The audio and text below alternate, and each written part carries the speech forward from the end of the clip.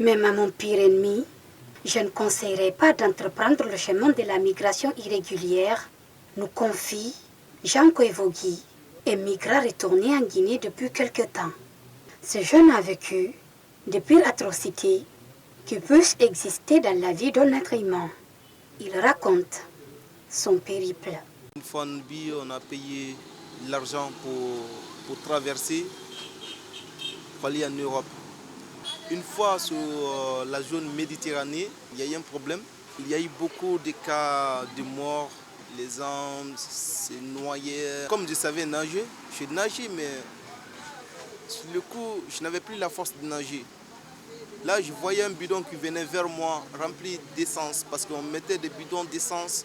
Et là, je me suis accroché à ces bidons. La vague m'envoyait partout, par là, jusqu'à ce que les pêcheurs m'ont sauvé. On nous a envoyés en prison. Jean Koivogui garde un mauvais souvenir qui lui passe par la tête à chaque instant.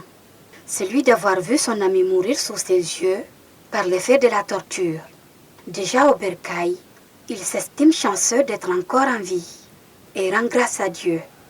J'ai assez de cicatrices sur mon dos. On nous a torturés. On a même brûlé les caoutchoucs. On met ça sur nos dos. C'est-à-dire on met le feu dessus, on fait comme ça. Et puis ça trempe sur nos dos. C'est là que j'ai perdu mon meilleur ami que j'aimais dans la vie. Avec qui je suis sorti. Je l'ai perdu là-bas. Il ne pouvait pas supporter la douleur. Nous disons Dieu merci. Surtout moi, j'ai pu m'évader. Jean n'est pas le seul à avoir tenté l'aventure. Mamadou Saliouba et Vincent Koulemou ont aussi vécu presque la même situation. C'est comme si c'était une histoire, quoi, au fait. Vous voyez, en cours de chemin, il y a des difficultés ici de nourriture qui s'imposent. Il y avait des manques d'argent qui se posaient. Parce qu'il faut savoir qu'arrivé à chaque pays qu'on traversait, il y avait des agents de sécurité frontaliers ici qui étaient là à bafouer les gens, en leur prenant leur argent ou soit nourriture. Les pains comme les pains libanais là, c'est ça qu'on va te donner. Et quand on te donne, sans l'eau ni rien, c'est toi qui sais. Tu peux manger tout le matin, ou bien tu vas garder jusqu'à la journée, ou bien tu vas garder jusqu'à le soir. Parce que c'est l'esclavagerie directe. On peut vous amener à travailler du matin jusqu'à le soir, sans même vous dire merci. Partant de leur expérience, il convient à dire que la migration irrégulière est une voie parsemée d'embûches. La traversée risquée des eaux glaciales de la Méditerranée, la torture ou encore la traite des personnes. Des pratiques qui affectent le mental de certaines victimes. Il y avait tellement de déceptions, mais c'est ce que je vous dis tout de suite. Notamment ma maman, elle m'a beaucoup parlé, elle m'a beaucoup conseillé. Je ne dis pas que j'avais perturbé, mais en tout cas, il y avait beaucoup de soucis. Vincent Koulemou évoque également les difficultés liées à la réintégration des anciens migrants. Au début, quand même, oui, c'est vrai, c'était pas facile. Parce que, genre, quand tu reviens, il y a des amis qui sont là, des familles, voilà, ils disent « Ah, le mec, il est parti, il est sorti, il est parti en aventure, il est revenu. » Ça n'a pas été facile pour lui, vous voyez, non? Donc, la réintégration sociale, au début, c'était pas du tout facile. C'était pas du tout facile, surtout en famille. Sékou Bérété confie avoir perdu un proche au large de la Méditerranée. Il conseille aux jeunes d'accepter de rester et construire quelque chose dans le pays. La Guinée est un pays très merveilleux, un pays riche, un pays dans lequel on peut partir de zéro pour bâtir un empire en quelques années.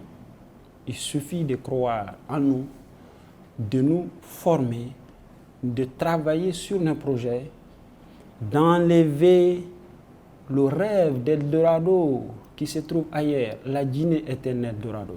Travaillons, restons, travaillons pour la beauté de notre nation. Parce que la Guinée a encore besoin de nous, l'Afrique a encore besoin de nous. Poursuivant, ce jeune Guinéen affirme que entreprendre le chemin de la migration irrégulière, c'est d'investir dans un projet de voyage suicidaire et sans avenir. Se déplacer sans savoir réellement qu'est-ce qui nous attend sur la route, prendre le risque de traverser le désert, prendre les risques de traverser la mer Méditerranée et prendre le risque d'aller sur un pays étranger sans papier, c'est risquer sa vie, risquer son avenir. Risquer son avenir parce que tu vas quitter ton pays sans avoir la réponse que tu feras un retour. Pour Jean Koivogi, c'est le désespoir qui pousse les jeunes à entreprendre la route de la migration irrégulière. C'est la souffrance de la famille.